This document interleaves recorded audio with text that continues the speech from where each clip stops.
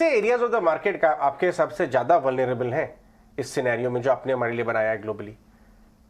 अब एक विचित्र सी परिस्थिति है। हम अगर यहाँ सेक्टर वाइज देखें तो बैंक्स पे जिन पे मैं थोड़ा सा दोबारा आके और आपको कहूंगा, अगर आप ये बैंक निफ्टी की चार्ट मेरे स्क्रीन पे देख पा रहे हैं तो देखिए, लास्ट के परसेंट 2% के लिए जो लोग लालायित रहते हैं वो पेनी वाइज पाउंड फुलिश गेम होगा। ये जो ड्रॉप आया था बैंक निफ्टी में, जो मैं विड्रॉ कर रहा हूं, अब तक हमने सिर्फ इसका एक करेक्शन किया है। This rise is only A correction of this. जब भी ये रिवर्सल यहां से कंफर्म हो जाएगा, जो रिवर्सल बनना शुरू हो गया है, अब फिर एक नया हाई और दिखा देगा कि नहीं दिखा देगा, वो बाल की खाल नोच पाने की काबिलियत मेरे अंदर नहीं है। मैं तैयार हूं, मेरी पोजीशन की साइज उसी हिसाब से कि मैं एक और नए हाई तक को बर्दाश्त कर सकूं। पर जिस दिन ये रेखांश, ये सपोर्ट लाइन टूट गई, हम उस दिन टेबल ठोक कर और सौदा बढ़ाएंगे। 31,000 तक की बैंक निफ्टी हो जाए अगले 2 से 3 महीने। एक तरफ बैंक निफ्टी में एकदम क्लियर कट स्ट्रेट बैट का शॉट दिख रहा है मंदी का, और बाकी मैं जितने भी सेक्टर्स पे जब जाता हूं तो जिस तरह की अच्छी खासी ये रैली, तेजी सीमेंट में आई या ऑटो एंसेलरीज में आई, वैसे रंग ढंग अब फार्मा में बनने लगे हैं। अभी तक बहुत से स्टॉक्स में क्लियर कट बाई ट्रिगर नहीं हुआ, बट एनी टाइम होगा, तो मैं फार्मा नहीं बेचूंगा।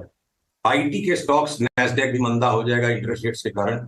मन मंदा है आईटी के स्टॉक्स का, बाजार मंदा नहीं है। हमारे कलकत्ता का जन्म है, वहां की बाजार की पुरानी लाइन है। मन मंदा है, आईटी का बाजार मंदा नहीं है, उनको भी नहीं बेचूंगा। तो मेरे पास बचते क्या ऑटोज, उनमें मैं बार बार बेचने की आजमाइश करूंगा अगर डाउन ट्रेंड चल पड़ा। सीमेंट 8-10% का भी पुल बैक आ गया तो वापस ऊपर और 30% की चाल दिखती है। तो बड़े क्षितिज को देखते हुए कि अगले 8-10% के करेक्शन को मैं ट्रेड करने की कोशिश नहीं करूंगा। ऑयल एंड गैस स्टॉक्स में आप रिलायंस को बाहर निकाल दो, चाहे वो आईजीएल एनजीएल है, अभी भी एक्सपर्ट बाकी है, पेट्रोनेट है, या आपके गेल है, ये सब एचपीसीएल बीपीसीएल एक बहुत बड़ा अचानक सडन अपमूव दे सकते हैं, खास करके आईओसी। तो अगर ऑयल एंड गैस के अंदर में भी बेचना नहीं है, भले क्रूड की आउटलुक है कि बहुत जोर से अचानक स्पर्ट आ सकता है, तो क्रूड के मार्केट के इंटरनल्स जो है टोटली अलग है। किस तरह की स्ट्रक्चर डील्स कौन गवर्नमेंट कर लेगी, ऑयल एंड गैस स्टॉक्स को बेचना नहीं है, लेने का इंतजार करना है। तो फिर हमारे पास जो बचते हैं रियल एस्टेट के स्टॉक, तो डीएलएफ की चार्ट लुंज पुंज सी है। एक ही स्टॉक पे हमने फोकस करके रखा रियल एस्टेट पे, और वो हमको लगता है 3-4 वगैरह बनेगा। पिछली बार भी हमारी लास्ट 1 महीने में बात हुई, तब से 55% बढ़ चुका है इंडिया बुल रियल एस्टेट। पूरा पैराडाइम शिफ्ट है उस कंपनी का। पूरी स्टोरी बाजार को पता चलते और समझने में समय लगेगा। वापस हो सकता है किसी झटके में 110-120 फिर से हो जाए, पर पिछले ऑल टाइम लो को अब ये नहीं टच करने वाला। साल भर में 300-400 कुछ भी हो सकता है इमीडिएट होराइजन में। एक बार 135-40, 160-65 होके फिर वापस 110-20, फिर 220, फिर नीचे घटेगा, तो ये ले लेके हमें बेचना है। वो एक क्लियर कट स्टॉक है। अब इंजीनियरिंग के जो स्टॉक्स हैं, for what ever is the fundamental perception going on them, fully priced, उनको शॉर्ट नहीं कर सकते क्योंकि उतने लिक्विड नहीं है। पर आपके क्यूमेंस, सीमेंस, इस तरह के सब स्टॉक्स में से अब हमने एग्जिट का कॉल अपने इन्वेस्टर्स को दे दिया है। तो बचते हैं जो मेटल के स्टॉक्स, वो थोड़ा नीचे करेक्शन देके फिर वापस ट्रेडिंग रेंज में ऊपर आ जाएंगे।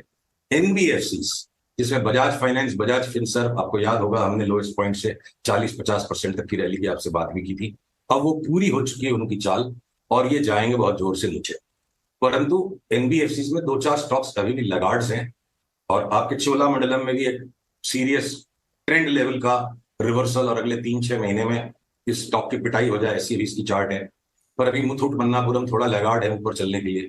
एकमात्र अपवाद मुझे एनबीएफसीज में दिखता है कि अगर एलआईसी हाउसिंग फाइनेंस में 12-15% का करेक्शन आता है, तो उसके बाद मुझे लगता है ये वापस 100% रिटर्न देगा।